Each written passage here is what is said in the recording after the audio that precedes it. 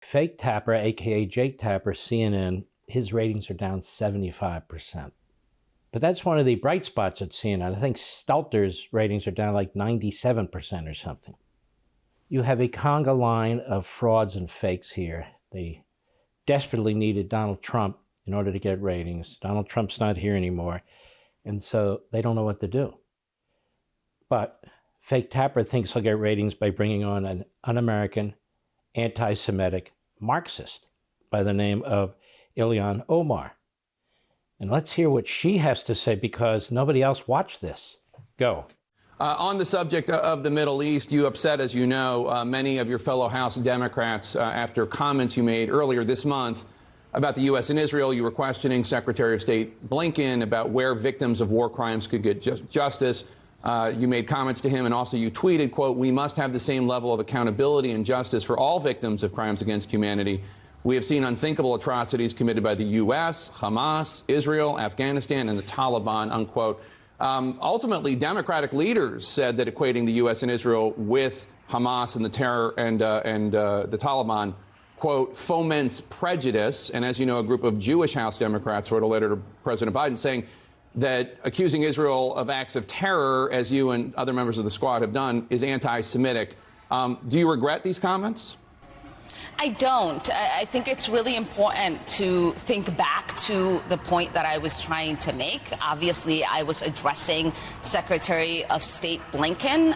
The cases are put together in front of the ICC. ICC has been investigating. I know that, you know, some of my colleagues don't lend legitimacy to the ICC, but because the International Criminal Court is filled with radical leftists from all over the world. And it violates the sovereignty of the United States, which is why Donald Trump said we will not recognize it, because people can make complaints against American armed forces, generals, infantrymen, pilots, and they would have jurisdiction. The Israelis say, we can't get a break in these international organizations, the United Nations, the EU, and so forth. We want nothing to do with that. So that's why a lot of her colleagues are saying that the International Criminal Court has no jurisdiction over Americans, and that's why the Israelis say they have no jurisdiction over Israelis. But for Omar, this is problematic. You know, Zuhdi Jasser was on my Fox show the other day. Brilliant man. He is a Muslim American. He served in the United States Navy, still does. Just a wonderful man. He set up an organization to counter the likes of Ilhan Omar.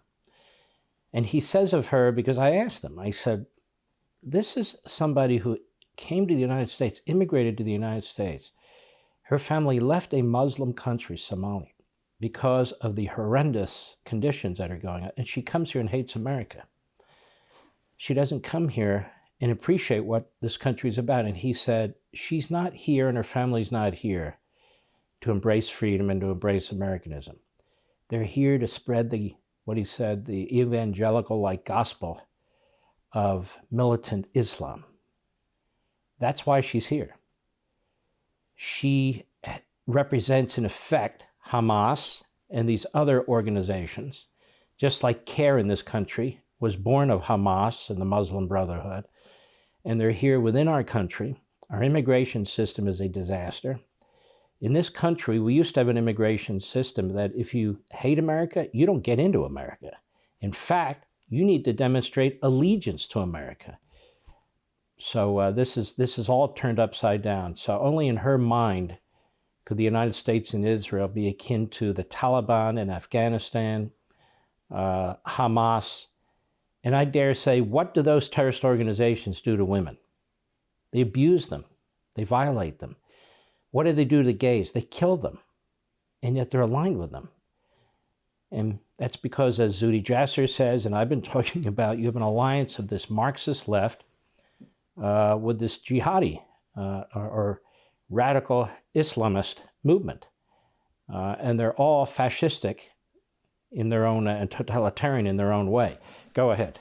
People around the world who have experienced injustice need to be able to have a place where they can go. And as a country that helped found the ICC and supported it, I think that it is really important for us to continue to find ways in which people can find justice around the world. Some of your fellow House Democrats have been frustrated, as you know. In 2019, you said lawmakers support Israel because it's, quote, all about the Benjamins, which implies that politicians only support Israel because of money. There was a tweet from 2012 when you said Israel had hypnotized the world. Do you understand why some of your fellow House Democrats, especially Jews, find that language anti-Semitic?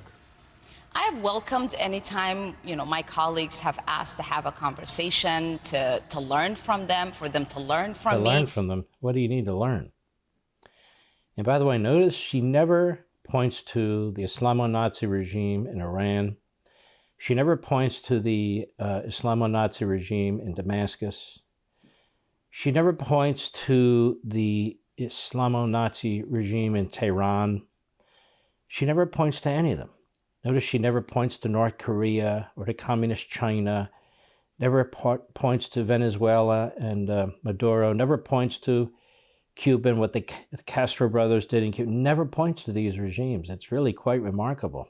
Go ahead. I think it's really important for these members to realize that they haven't been partners in justice. They haven't been, equally engaging in seeking justice around the world. And I think, I will continue to do that. It is important. So the two countries she trashes, the United States and Israel, and throws them in with terrorist organizations and terrorist regimes. And important, as she said, important that that these colleagues of hers, the Jews, step up to the plate and criticize the United States and Israel too, you see. Go ahead. One who knows what it feels like to experience injustice in ways that many of my colleagues... Not in our country. Not in our country. You fled from an unjust, uncivil society that slaughters people, that rapes women, and you and your family came to the United States of America. So don't give me this crap that you know how to experience injustice in America. You're a congressman. You got elected from Minneapolis. You're not facing injustice. You're facing criticism. Criticism that you deserve because you're a reprobate. Criticism you deserve because you side with terrorists and terrorist organizations. Criticism you deserve because you hate America and you're an anti-Semite. So step up. You want equality? That's equality. When you talk like you do and you act like you do, you get criticized by a lot of people. That's the way it is. You know what it's called? Equality. That's right. If you open your big mouth and say stupid things, you get criticized. For all this and much more, sign up for Levin TV.